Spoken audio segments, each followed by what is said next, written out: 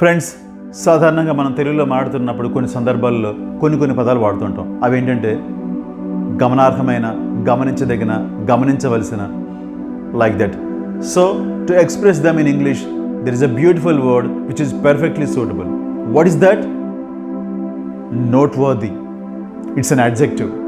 It means deserving attention because of being important or interesting or because of some special excellence.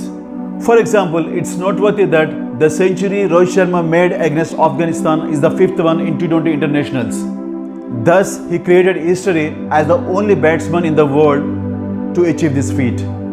One more example, Sachin Tendulkar gave several noteworthy performances during his long career. In the last example, it's noteworthy that 1/3 of students scored more than 90 marks out of 100.